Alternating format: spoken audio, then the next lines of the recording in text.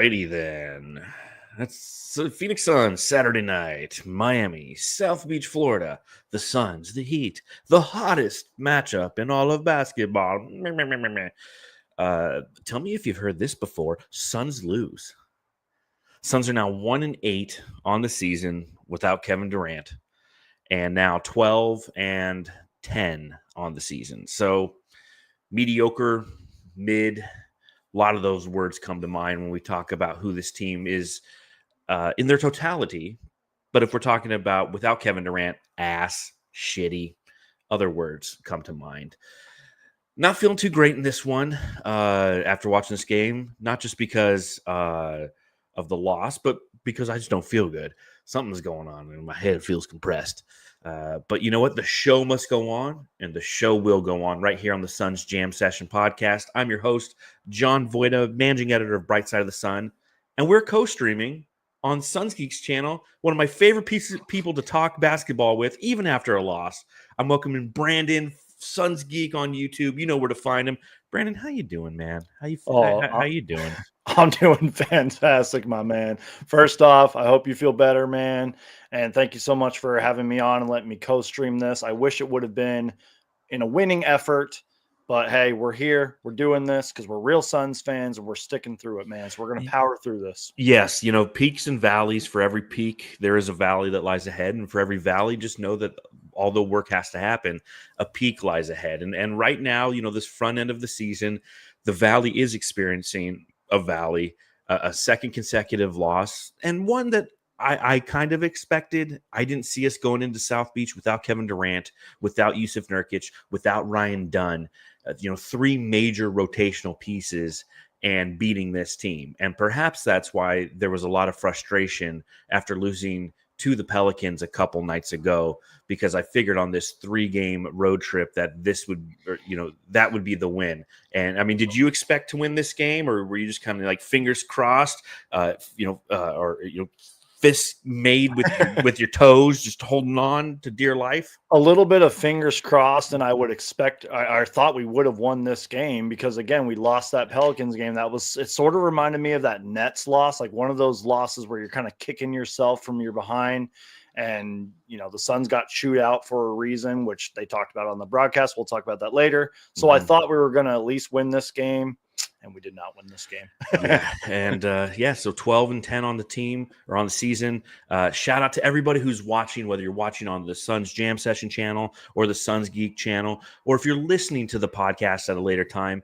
Thank you for suffering through this with us. Mm-hmm. It's part of being a fan, right? There's ups, there's downs, there's opportunities, and we're going to try to talk about what we saw tonight in South Beach and what our overall thought process is as we're digesting what the Suns are putting out into the universe night in and night out. Make sure you subscribe, rate, review, whichever channel you're on. And if you're on the Suns Jam Session, pop over to Suns Geek channel, give him a thumbs up, subscribe there, and vice versa. Someday I'll hit 4,000 subscribers on YouTube, and I'll be like, half of what you have? Not even half. Like, you're crushing over there, man. So on the road to 10K, man. That's I'm honored. Fucking awesome. So, keep up the great work there. Shout out to David Jolovitz, $1.99 super chat. He says, Robitussin. Yeah, I can use some Robitussin. My head's in a fog tonight, so if I just start to stutter or space out for a couple minutes, just pick me up if you can. Not COVID related, man, but I swear there's been something going on. I don't think it's COVID, to be honest. It's the season, it's the changing weather, the ups, the downs, especially here in Arizona, as you'll find out here in a couple weeks. Yep. It's 82 during the day, then 56 at night, and it's just this fluctuating temperatures start to mess with you a little bit. But a reminder again to everyone who's watching, if you haven't had a chance to yet, donate to Dave King's Brightside Night. That's upcoming. We're just shy of a month out. It's going to be the 9th of January when the Suns take on the Atlanta Hawks. If you follow the link in the description below, or you go to brightsideofthesun.com, you can see on the header there's an opportunity to donate to Brightside Night. It's only $15. That's all we're asking, and it sends a kid to a Phoenix Suns game. There are accelerating packages that involve you getting some tickets to the game yourself, being somebody who can be there for our meet and greet with somebody in the Suns front office, have access to have a shirt that I designed myself. In fact, I'll pull up a graphic of that shirt. If you want this Bright Side of the Suns Phoenix Suns Bright Side Night shirt, go ahead and donate. We truly appreciate it. It's carrying on the legacy of the late great Dave King. But with that being said, I'm just going to be drinking a Diet Dr. Pepper tonight, probably because I've been watching a lot of championship football today. Go Devils! And it was like the Dr. Pepper, Big 12 thing. So are you popping something open on holding it down on your end there, SunsGeek? Yeah, man. For all the times that you drank a beer when I was on the pod and I didn't have one, I got a tall can tonight because we need a tall can after this kind of loss. And because this might be the last podcast that I do in Memphis, because we'll talk about it at the end of the show, but I'm coming back home, baby. So it's time to got that Bush Ice. Crack that sucker. Yep. And I got a little cool Suns glass, too, to go with it. That's pretty dope. Let's start the show.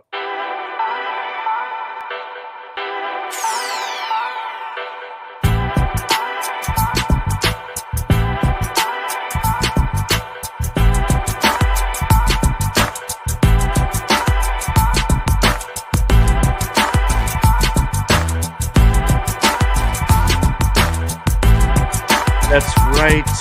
Ladies and gentlemen, it's a loss for the Phoenix Suns, their second consecutive loss, losing by a final score of 121-111 at the hands of the Miami Heat, a team they beat by 3 points earlier this season.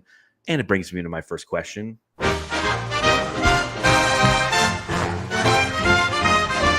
Matthew, SunsGeek. I've got to ask. SunsGeek, I gotta ask, are you buying what the Suns are selling? Absolutely not. No. Especially without Katie. What is your summation of this team after 22 games? If you're hopping on an elevator and you're going on a long elevator ride, right? You're not going up like from the first to the third floor. Like you're going from the first to like the 43rd floor. And somebody just kind of turns to you and they're like, "Oh, you look like a Suns fan. What's going on with the Suns this year?" What do you say to them? How do you describe this season? I am saying to them, and I am describing to them that when Kevin Durant is fully healthy, this team is extremely hard to beat.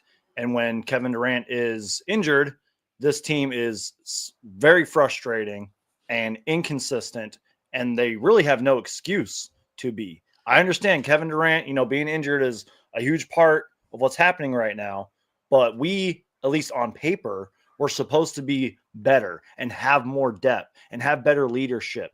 We have not seen that. You said it at the very start of the podcast. We are 1-8 without Kevin Durant. That is unacceptable, inexcusable. And I sort of mentioned it earlier too, because they said it on the broadcast. Mike Budenholzer really got into the team. Also Iguodala was talking about it, how he held everybody accountable. This is another one of those losses where Mike Budenholzer and his coaching staff, which I think we have a great coaching staff, by the way, needs to hold these guys accountable. This was a bad loss. It was a bad loss versus the Pelicans, and I cannot forget that loss against the Brooklyn Nets. That was sort of that ass kicking that I thought that the Suns needed, and clearly they did not get the message. This was a bad loss. Yeah, and these are the unique and somewhat scary situations when we talk about a coaching staff holding a team accountable. All right, and I know that you're not a big football guy, but I am, and go Sun Devils. I'm a big Notre Dame guy, and I'm a big ASU guy, and they could potentially meet in the college football playoff, which is that'd be awesome. Just fucking be chaos for me. You probably have to go live and do a live show. Oh man, because I'll win, but I'll lose at the same time, and I don't want that to happen. But the advantage of being a coach in a college atmosphere is there's a true semblance of accountability. Even with the NIL infiltrating NCAA sports, you can hold guys accountable without quote unquote losing the locker room. Right? Because if you lose the locker room, or if there's a sect of players who do not jive with the message that you're putting forth, there's ways you can bench them, you can transfer them, you can cut them, you can redshirt them. You have a bunch of different options before you. And this is something that Frank Vogel faced last season with this Suns team under very similar circumstances. And this is where I'm talking about similar circumstances. Both of these teams, this year's Suns and last year's Suns, have a disease. Last year's Suns, they were allergic to the fourth quarter. This year's Suns, they're allergic to not having Kevin Durant on the floor. Both of them have something that they cannot get past, whether it's mental or whether it's a coaching strategy. But the challenge that we had last year with Frank Vogel was he couldn't hold the team accountable in those fourth quarters. He didn't know how to coach his way out of it. And ultimately, he lost the locker room based on reports coming from Shams Charania and The Athletic. The scary thing, even though it's early in the season, the scary thing here is there could be some similarities to last season in that Mike Budenholzer, he has and he should continue to try to develop a semblance of accountability with this team when Kevin Durant's not out on the court. But if you push too hard, because it's the pros, you could push players away. And if players away, they start to check out. And some of them look like they check out whenever Kevin Durant's not on the court, a.k.a. Devin Booker. Yeah, and that's what's scary, man. I'm not comparing this recent stretch, and I want to repeat that, recent stretch to last season. I am not doing that, but it sure feels that way. There's some vibes that definitely feel like the last year's Phoenix Suns, which you've been doing this a long time. I've been doing this a long time. We've been Suns fans for a long time. That was one of the most disappointing, if not the most disappointing season ever. And this little tough stretch the Suns are going through feels like those fourth quarter last year Phoenix Suns. 100%. And one of the things that was tough about last season and the thread of hope that we kept holding on to for fourth quarters and just throughout the entire season was you give this team time and they will gel, and that continuity will equate to wins late in the season. Never really happened. The thread that we're holding on to this season is if and when Kevin Durant's healthy, we will gel and good and great things will happen. We'll start to win again, right? But the thing that this team does have is they do have continuity carrying over from last season, and you're just not seeing it productive. I don't know about you, but I haven't seen great Booker Beal moments, right? When you have these two maximum players playing on the court at the same time, it's not like seeing Luke and Kyrie out there.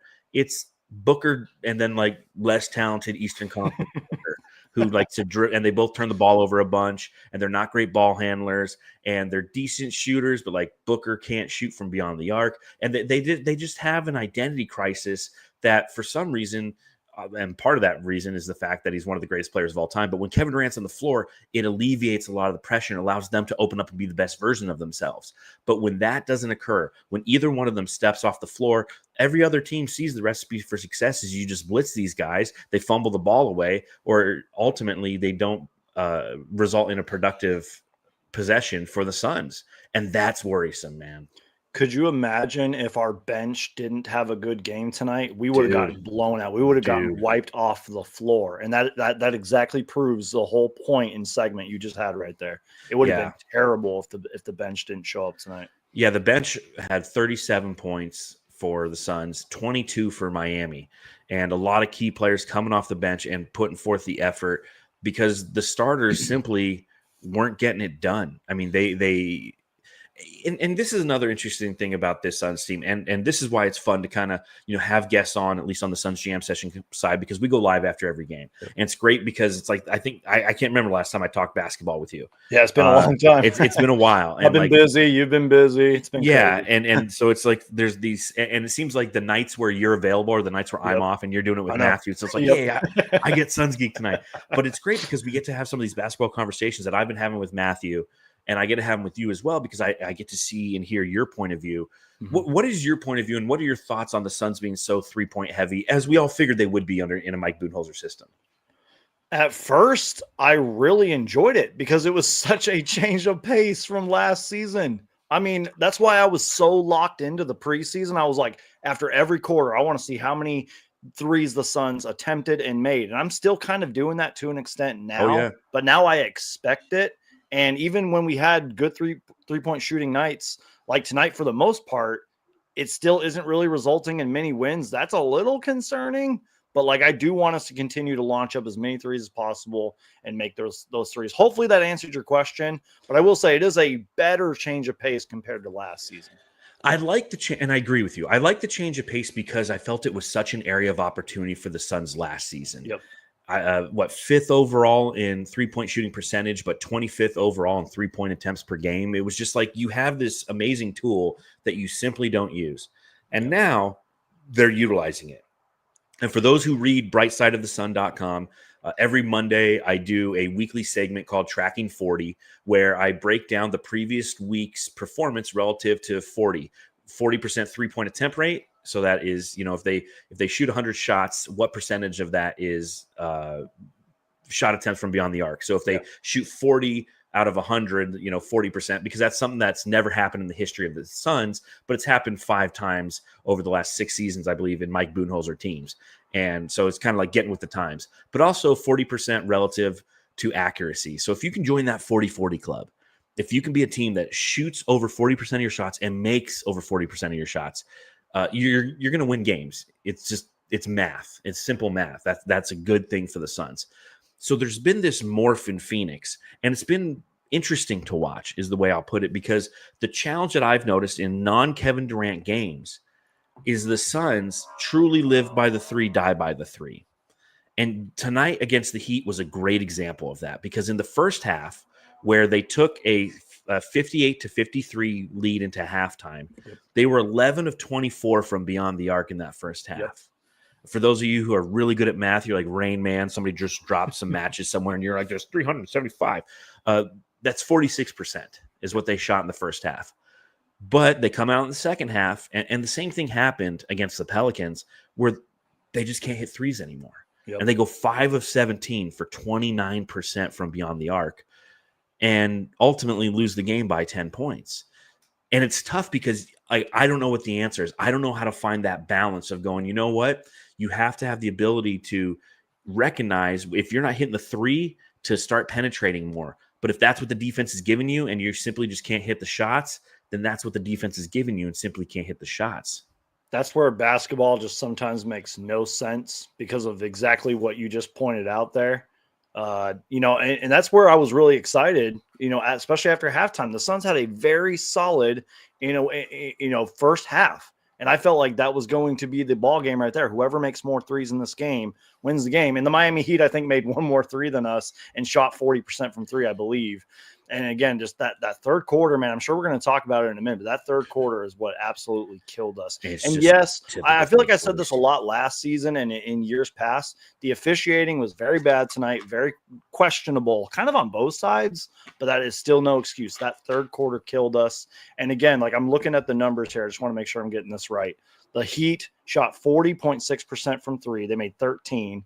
Oh, I'm sorry. The Suns made more threes tonight. I apologize. Yeah, 16 threes for the Suns. But still, the Heat shot a better percentage. You get my point.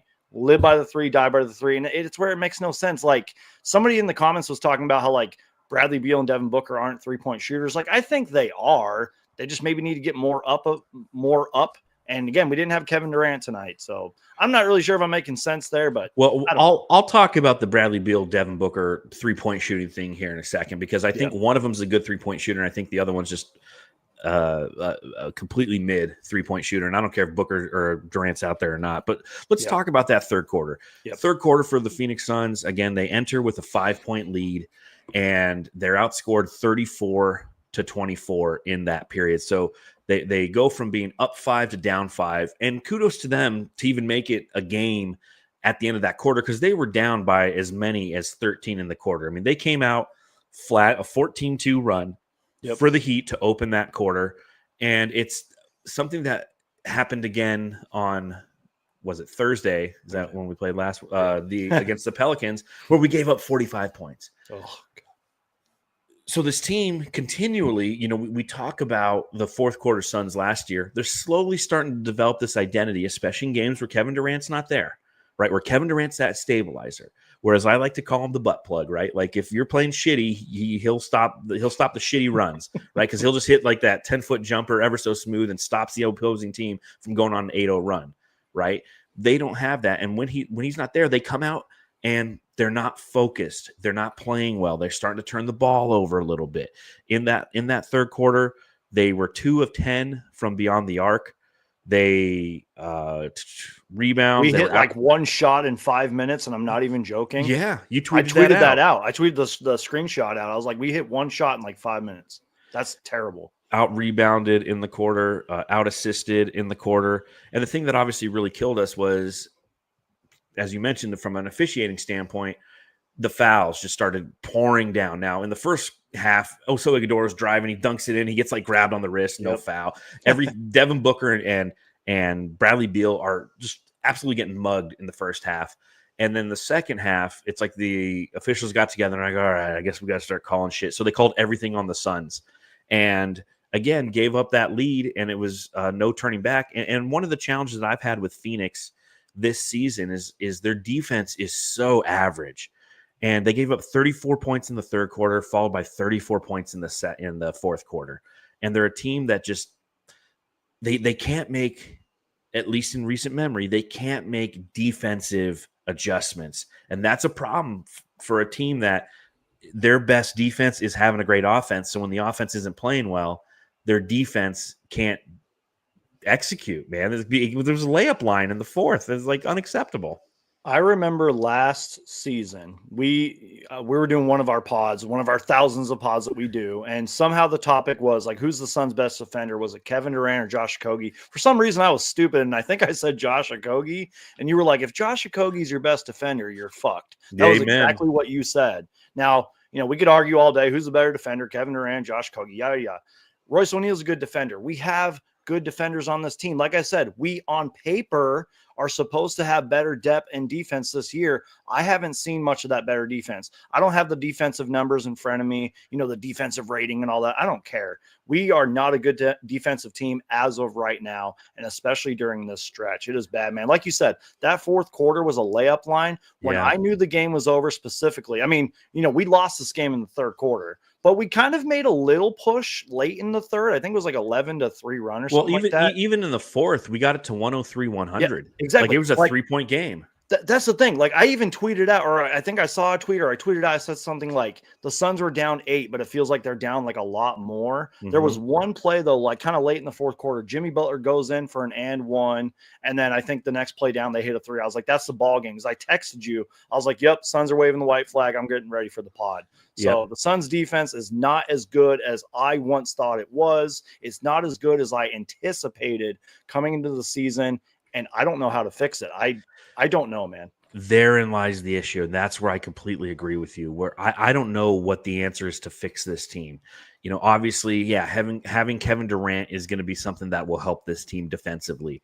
Having Yusuf Nurkic on the interior will avoid allowing this team to outscore us by 30 points in the paint. Oh. They scored 62 to our 32, which goes to show you that this was a layup line, that they realized that Mason Plumlee and Oso Ighodaro are down there, and a team that is 24th in the league in points in the paint in the Miami Heat said, under the great leadership of Eric Spoelstra, said, we are attacking the interior, and we're just going to do it unmercifully until they can stop us, and they couldn't stop us.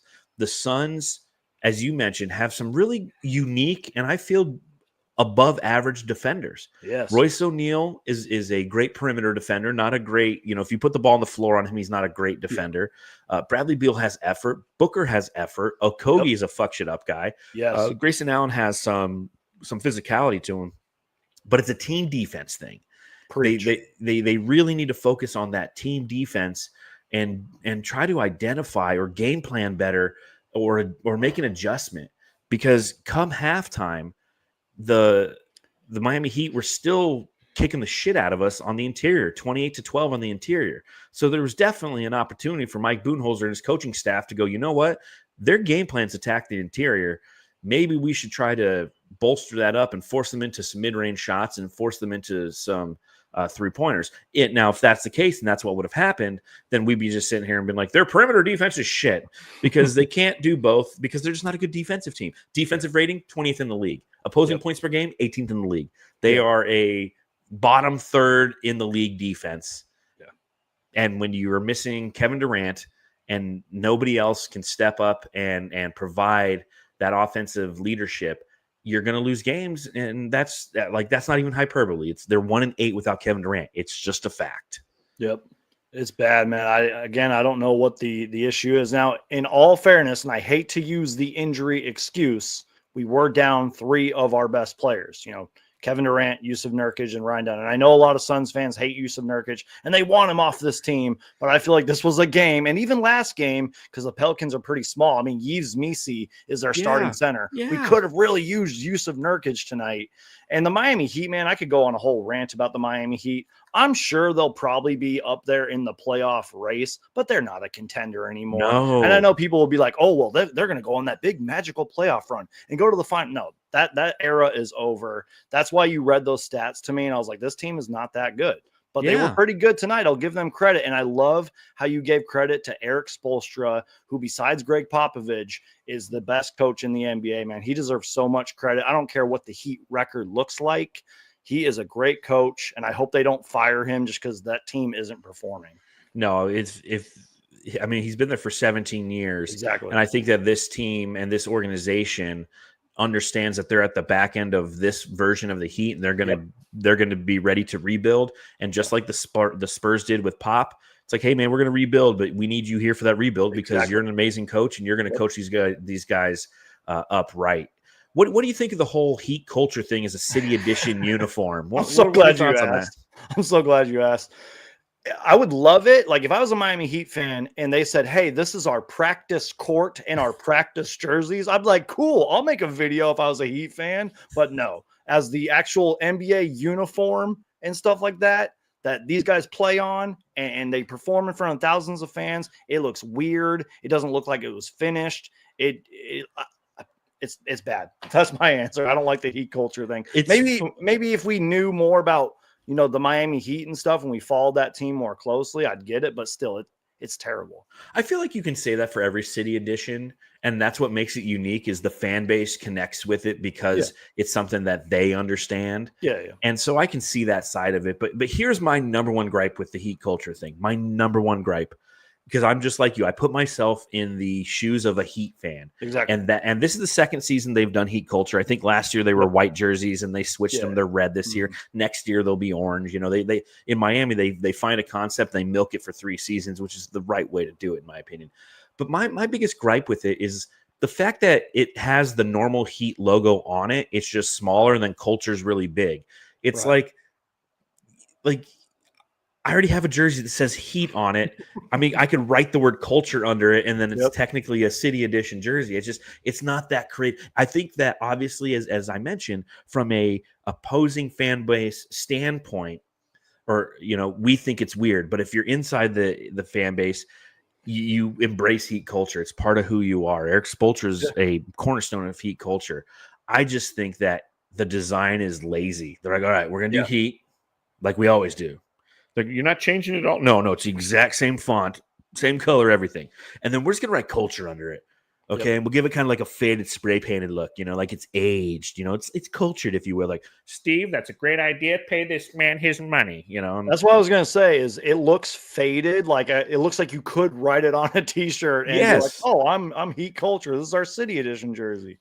It's a bad Suns game when we're talking about the Heat culture jerseys and court, man. That's how for as long as we are. Well, let's talk about a couple of the players. Allow me to reintroduce myself. My name is Big Dick Booker. There's been a lot of talk around Devin Booker this year. Obviously coming off of an amazing Olympic run where he showcased how he could be the ultimate role player, and having somewhat of a struggle this season, especially in games when Kevin Durant's not present, when you need him to kind of step up. He's popped a 40 spot here and there, but tonight, 21 points on 6 of 16 shooting, so not very efficient. 1 of 6 from beyond the arc, which is 17.7%. 7 assists, 4 rebounds, and that big, ugly number that we don't like to see, 5 turnovers. And so when we talk about Devin Booker, I guess the first question I have for you is he destined to be just an average 3-point shooter? Yeah, unfortunately. And that's weird, man, because we've seen Devin Booker, remember when the trend was like, can Devin Booker get past 6 threes? You know what I mean? Yes. Like, we know Devin Booker can, score the 3. He can make threes. He won the 3-point contest, in like 2018 or something like that? This guy can make threes. At one point, he's going to be like the Suns' all-time leading 3-point shooter if he isn't already. But we're talking about some of the best 3-point shooters the NBA has ever seen in this current era, Steph Curry, Klay Thompson, et cetera, et cetera. Devin Booker might be mid, as the kids like to say, when it comes to that category. But, I don't know if there was like a follow-up question or anything. Devin Booker had a bad game tonight. Let's be real. I don't know if there is some kind of like injury that they aren't reporting, because he did have that like tape on his thumb and his hand and everything tonight. He hasn't been the Devin Booker that we all know and love. The numbers are still there, but you can't just like use that. Like, I can't go on my own show and be like, oh, Devin Booker's averaging this amount of points, this amount of assists. He's playing great, when really he's not really doing that good.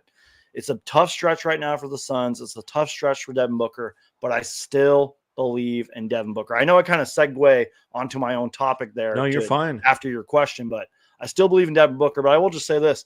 I hope that, I don't want Devin Booker to be injured, but if he is injured, I hope we hear something about it, because he's not playing like himself, man. Does that make sense? It does. And part of it, obviously, is without Kevin Durant, the opposing defense can focus the majority of their defense Yep. on Devin Booker. And we see that night in and night out. And it's, I've said it a couple times on this podcast, and I'd like to kind of get your point of view on it. But I've kind of come to the conclusion that, Devin Booker can't be Batman. But Devin Booker could be the best Robin there is. And right now he's without his Batman, and it's really hard for him, because you look at Kevin Durant, like when Kevin Durant plays without Bradley Beal or plays without Devin Booker, just due to his physical attributes combined with the killer instinct that he possesses and his shot-making ability, he can still go out there and score a ton of points and impact a game in that capacity. But Devin Booker doesn't get calls. He gets over-physicaled. He's a little bit smaller than a lot of people, so he gets pushed off his spots easily and then is forced into situations where he can't perform. And it's kind of crazy, because like, we grew up watching Devin Booker over the last 10 years, especially for those first 5, be somebody who just would eviscerate opposing teams. But there's almost like this mindset has changed for Devin Booker. And I wonder if part of it is the fact that he's trying to preserve his body, right? Like, he's not going to overexert himself like he has in the past, trying to die, going for 30 every night, and then misses 20 games because he sprained an ankle or pulled a hamstring in a losing effort, where he's just playing at a certain pace right now that is made to sustain him through this rough stretch, knowing that he can excel when he needs to. What are your thoughts on that? I sort of, in a weird way, like that, because again, the end goal, at least for right now, is to get to the playoffs. Obviously, it's championship or bust for the Suns, but right now we're just trying to get the playoffs. So if that is the real, like, if you and I were having a private conversation with Devin Booker and he said, yeah, I'm trying to preserve my body, I'm just trying to make it to the playoffs, man, that's why I'm not playing so good right now, I would understand it to an extent.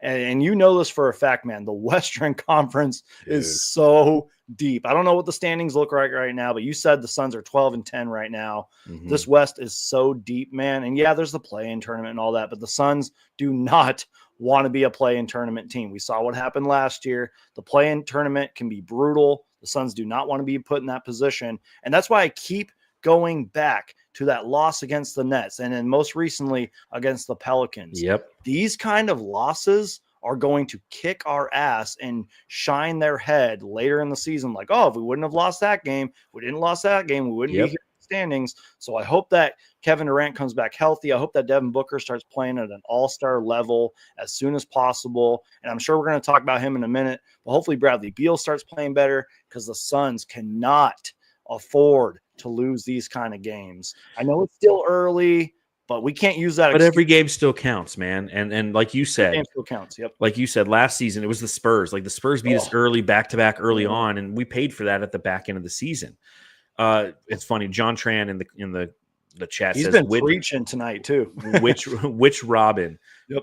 You're a Batman guy. What is your favorite version of Robin in all the Batman movies? Man, great question, because I am a huge Batman fan. Just off the top of my head, I'm going to go Batman Arkham Batman, because he was in Arkham City, Arkham Knight. The Arkham fans know what I'm talking about, so I'm going to go Arkham. Okay. I'm gonna go the There's like the Chris O'Donnell version. Yep. I'm going to go with Burt Ward, the original from Yep. like the TV show in the 60s, that Robin. I love it. The other thing, going back to my original question, but talking about Devin Booker and 3-point shooting. Mhm. So the peak of his 3-point shooting was 38.3%, which he did in 2022 and 2018. And this season, he's at 34.5%. And that's certainly going to drop after a 1-for-6 performance tonight.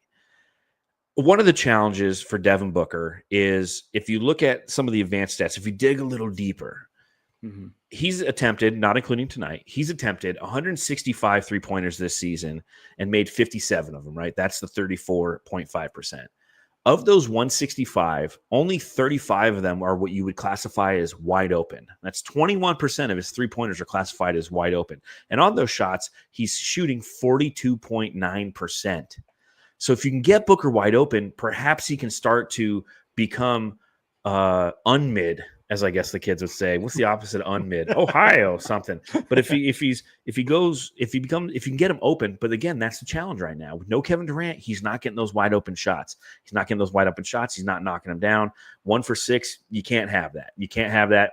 The last game he was horrible. I mean, he's consistently putting up some horrible shooting nights from beyond the arc. But if you want to talk about bad shooting tonight, just look no further than Bradley Beal. And she said, "You're not the only one, but you're the best, Bradley." Bo, bo. Beal in this game, 5 of 18, 0 of 6 from deep, 15 total points. So it took him 18 shots to get 15 points, 5 total rebounds, 4 assists, 2 turnovers, a team worst -24 while on the court. It's funny because in the last game, I said, after he had 7 of the Suns' 14 total turnovers, I said, Bradley Beal just needs to shoot the ball. He's dribbling himself into turnover situations. He's getting the ball in good spaces, just jack it up. In this one, he started jacking up and he just couldn't hit shit. Bradley Beal, a sunken cost. I mean, he's got to be we need him to just be the best version of Alfred. Yep. That's all he can be. Rough night for Beal, man. Rough night. I know it's really easy to pick on Bradley Beal right now, and you guys know me, whether you're watching me for the first time or you've been following me forever. I try to stay as optimistic and as positive as I do. can. That's why I'm glad you're on the podcast, because I've been really negative lately. I appreciate it, man. Thank you. But as the games go on, man, and as the weeks go on, it's getting kind of harder and harder to believe in Bradley Beal. I'm yeah, occasionally he'll go off and he'll save the day. He'll be like that Alfred, you know what I mean? But tonight was a good example of we needed you, Bradley Beal. Where were you, man? And he didn't step up, man. And it just, I know a lot of people can go to the eye test thing, but if you're not producing on the court, I normally avoid the plus minus thing, but I understand it to an extent. Because even tonight, I was I knew he was on the court, but I didn't. Because I was oh, he's out there, but he's not really doing much. Might have a highlight play here and there, but nothing really productive. It's bad, man. I mean, I don't think the Suns are going to just go out and trade him. I know he has the no trade clause and all that. I'm not pushing it to that. But again, as the games go on, the days go on, it's harder to, have faith in Bradley Beal because you're not performing on the court, man, especially with Kevin Durant injured. We need you right now. I've been saying this all podcast. I just don't know. I don't know. Yeah. I'm just not buying what they're selling right now. Yeah, exactly. When you have 2 max players on the court, you should have more than, what was their combined point total? 36 points between them, between the 2 of them. It's just, it's not something that's a recipe for success. And, we can't go to the point of, hey, trade Bradley Beal for this because of the no trade clause. And this is when you're starting to, all the people in the offseason who voice their frustrations and concerns with having Bradley Beal on the team, which has always been justified because of the no trade clause, because of such a dead end contract that is, and how it hurts this team's flexibility and overall stance to try to move off of or improve this team. Because if you want to improve this team, you move the Beal contract and you can either lower yourself into outside of apron restrictions or get players back that meet a specific need and aren't, a duplication of Devin Booker on the floor. And unfortunately, we all knew that is the case, that none of that could occur. But, the hope is he's going to be the best tertiary player in the NBA. And on nights where one of the other big three are sitting out, hopefully he can step up. And he can't. He plays with this chaotic energy that is not productive time and time again. And I was talking to a coworker the other day who doesn't watch a bunch of basketball and noted, he's like, Bradley Beal's the one guy who plays out there with some give a shit. Like, he doesn't play like he's above the game. Like, Booker has this almost arrogance about him when he plays. Beal doesn't. That was his observation. Just a guy who kind of watched casually. I'm like, that's an interesting observation. I'm like, I do agree with that. But the other side of that and the challenge with that is because he plays with such a frenetic pace, he steps on ankles, he gets into his own head, he plays emotionally. He's kind of like campaign in that standpoint. And another buddy I was talking to is like, well, remember when Bradley Beal was scoring like 30 points a game? I'm like, yeah, remember how many games his teams were fucking winning? Yep. Like, we're kind of right back in that boat. He's not scoring the points and we're losing. Yeah, again, man, if there's ever a time to prove yourself, Bradley Beal, it's right now. I mean, you're in your second season with the Phoenix Suns. We made that big, quote, blockbuster trade. You and I both went live together when we traded for him. This is your time to prove it. Whether Kevin Durant is on the court or not, you need to prove yourself this season, man, because if we have another disappointing failure of a season, I don't know, man. You might want to take off that trade clause out of your contract, man. I don't know. Yeah, there'll be some interesting decisions and conversations to occur this upcoming offseason because it might get to the point where Suns management goes to Beal and be like, listen, I know you got a no trade clause in your contract, but this is Booker's team. We don't want you here. Sorry, man. And Matt Ishbia is just crazy enough to be like, if I waive him, like what are the penalties? I guarantee you he'll run that through the old trade analyzer thingy. The guy who led the team in most points today, you guessed it. Yeah, bling bling bling. Rolls Royce,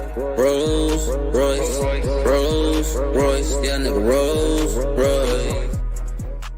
It was a career high for Royce O'Neal tonight in the starting position. 31 minutes played. He was 8 of 15 from the field, 5 of 8 from beyond the arc. 23 total points, added 8 rebounds, 3 assists, a steal as well.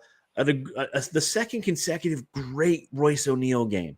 Exactly what you need from Royce O'Neal, but because our stars can't elevate themselves to a level that ultimately leads to victory, it's a moot point because the ancillary scoring that he provided goes in a losing effort. And it's not a direct result. It's just a frustrating result of everything that's going on.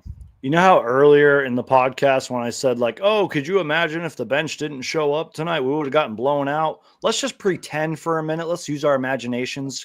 Like if Kevin Durant was healthy in this game and Bradley Beal played good and Booker played good and Royce had this game, we probably would have blown out the Miami Heat. But unfortunately, that didn't happen. But we got to stay somewhat positive. I know we're live on both channels, but we got to stay a little positive right now, you guys. So Royce O'Neal's been fantastic, man.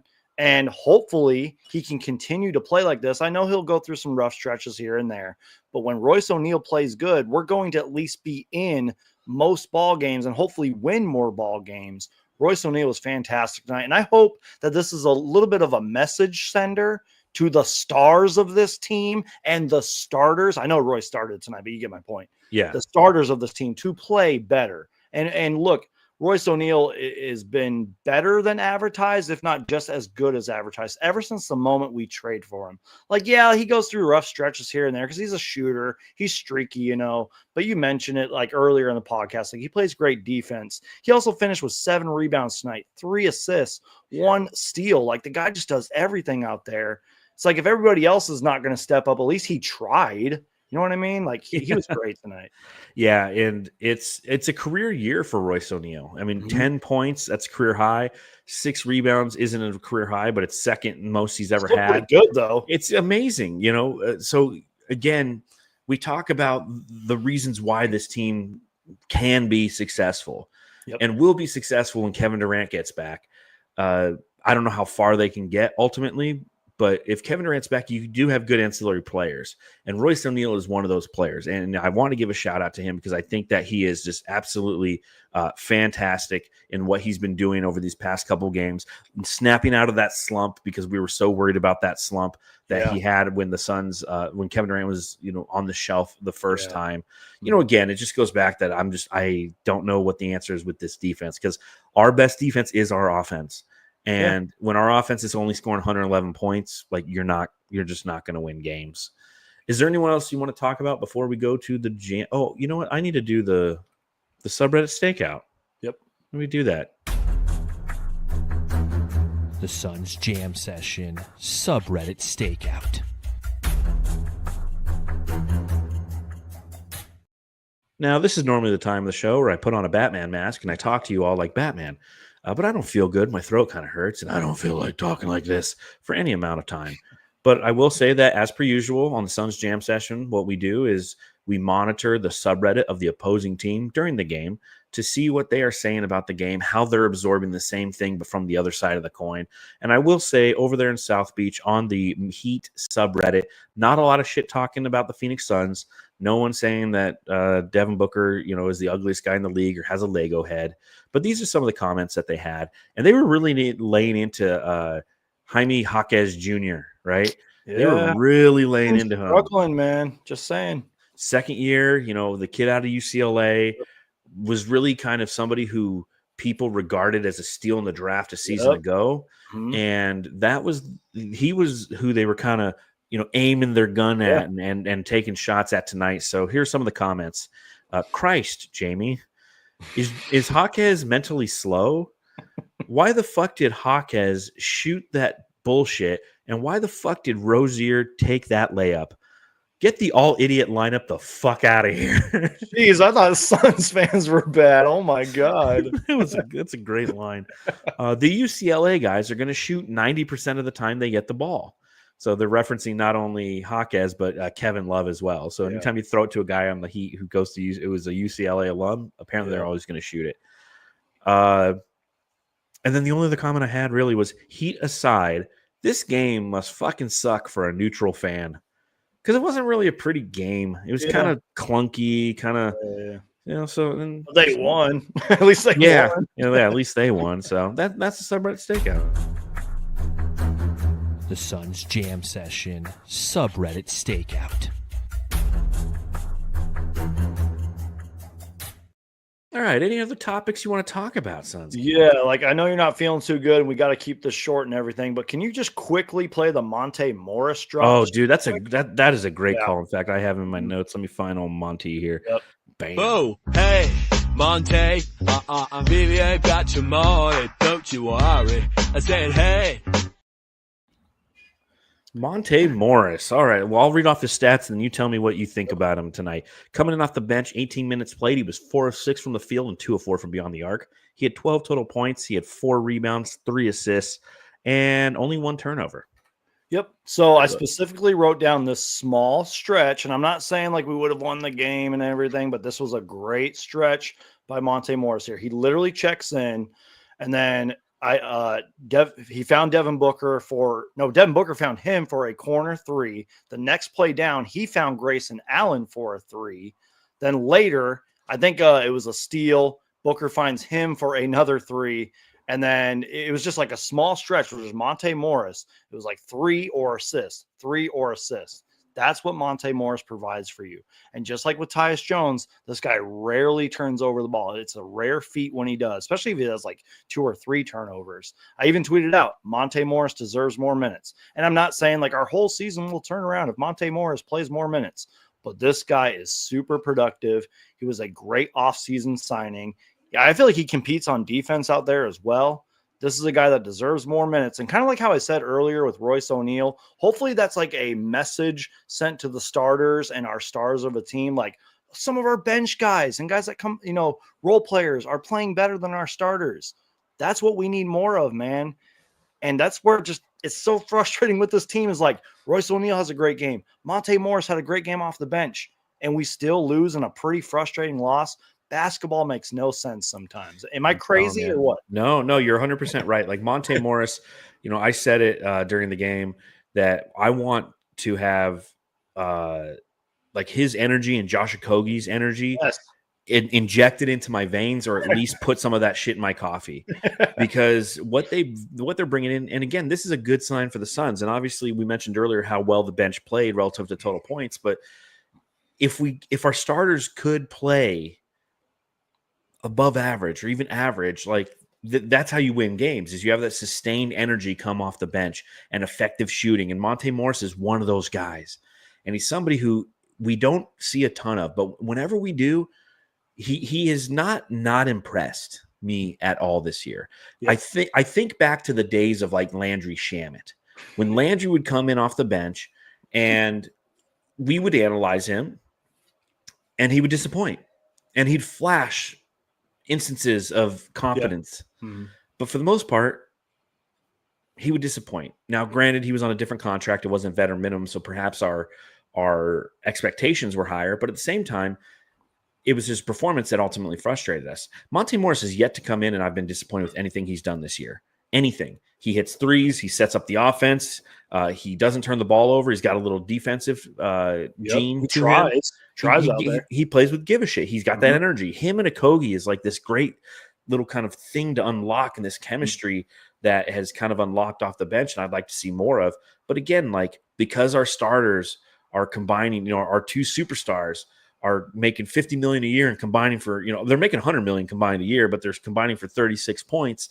You're not going to win games because you're going to ultimately lean into those guys versus leaning into your bench. Tonight's one of those nights where Bud could have just said, you know what, fuck it. I'm rolling with the guys who are playing well.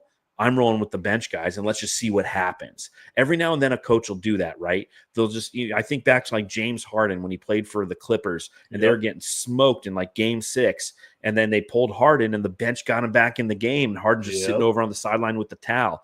Whoever was coaching at the time made a great decision by saying, I think it was Doc Rivers, is like, you know what, I'm going to keep you sat over here because these guys have gotten us in it. I'm not going to bring you in here. You didn't earn it. And every now and then, that's what the regular season's for. Maybe give them some have the give a shit guys play a little bit more. I'm so glad you said that, man, because we're recording this podcast on December 7th. It is still, I know I keep saying this, it's early in the season, yada, yada, yada. There's still a lot of basketball left to be played. So if there's ever a time to experiment, it is right now. I don't know if Mike Budenholzer would do that, but maybe if you want to send a message to your team, that's the way to do it. My camera went out. I know. I was like, are you still with us? I was like, I'm here. There we go. I think I'm back. This camera's weedy whack. Shout out to John Tran in the chat. He says, gas, give a shit, fuels good basketball. Yep. I agree. All right, let's get into some hard words, send out some GMs. Jam star of the game. All right, Jamsters and Geek Squatters, let us know in the chat who your Jam star of the game is. I'll let you go first. Who you give the Jam star to in this one? It's an easy one, man. It's Royce O'Neal. But you know me, because I'm a guest, but we're co-collaborating on this podcast and everything. I like to do this. Honorable mention, my boy Monte Morris. We just talked about him. Yeah, but it's Royce O'Neal. 100%. And I agree with both. And this is the second consecutive game where it ends up being Royce for me, which is kind of crazy with Kevin Durant out, with so much opportunity that lies before both Bradley Beal and Devin Booker. It's Royce O'Neal who's the most effective player of this team. And that's the challenge with the Suns. That's your 20-second elevator speech up to the 43rd floor. How the Phoenix Suns, how would you describe the Phoenix Suns this year? It's like, well, they're kind of an average team, and when they're down their big guy, you think their other big guys would step up, but no, it's Royce O'Neal who's stepping up, and that's a problem, right? It goes back to the conversation last year. Yep. If Josh Okogie's your best defender, you're fucked. When Royce O'Neal is your best offensive player, you're fucked. He should be a great offensive player, tertiary player. But when he's your best one, you're fucked. That's just the way it goes. All right. Let's see what some of the Jamsters are saying. It looks like it's kind of Michael Kolb's giving it to Bol and D. Lee. Come on, at least Bol will score more. He didn't play. Royce for sure from John Tran. The bench, especially Royce and Gab. Grayson, GA8, Grayson Allen. Royce and Okogie. J.O., he took pride in defense. I would have liked to see a little bit more J.O. for the second consecutive game. Yeah. My jam star is Royce, special mention Monte from Kiko. Stagnant.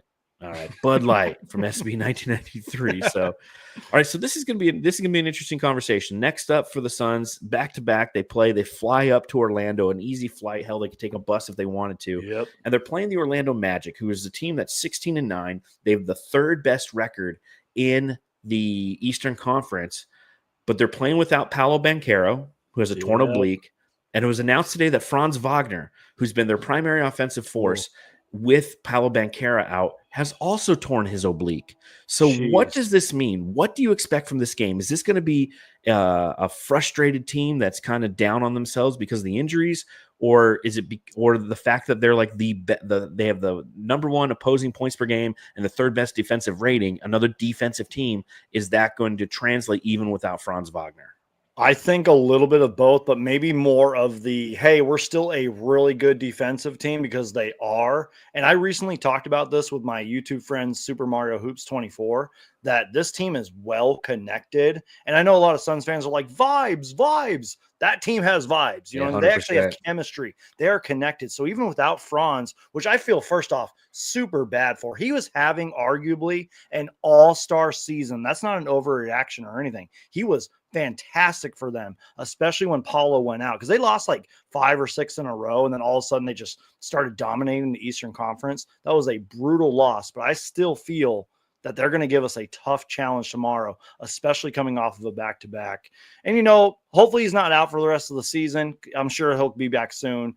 He's playing at an all-star level, and before Paulo went down, he was playing at an all-star level as well, man. It's going to be tough tomorrow. Hopefully the Suns can learn from this game, though, and actually win tomorrow and look like a real contending team.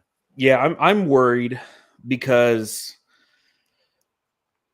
the Magic are really good and we're not good right now. Because the Magic are a physical team. Yeah, and we do not do well against physical teams. We are a finesse team, and physicality beats finesse. It feels like time and again, right? Like the Showtime Lakers, they were a finesse team and they just ran you off the court. The 7 seconds or less. The Phoenix Suns organization's always been a finesse team. We for like half a season in 93, we turned into a power team with Charles Barkley, and that was our only, physical team.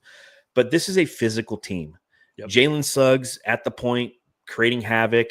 A team that already beat us earlier this year, and we scored our second amount of points, least amount of points, 90-something. We had our second worst three-point shooting night of the year, 29.3%. Like, this is a team that imposes their will. If there's one thing that drives me nuts about this Suns team, is they lack the ability to impose their will on anyone. They are a finesse team, and they can get easily pushed off their spots. And when you push a finesse team, a shooting team off their spots, they're going to miss shots. We saw that in the second half tonight. What was the difference between the first half and the second half against the Heat? The Heat came out and were physical in the second half, and it got in the Suns' head. They're not mentally strong enough to push through that physicality and continue to execute. And it's tough to do because, again, when you're pushed off your spot, it's hard to hit. So I'm worried about this. And this is a team that, you talked about vibes, you talk about chemistry. They possess an organic chemistry. They're a young team. Yep. I mean, everything tells me that the Suns are going to not only lose this game, but get their ass kicked again, because young teams run us off the court. They just get out and run, and our shitty defense doesn't get back, and we give up layups.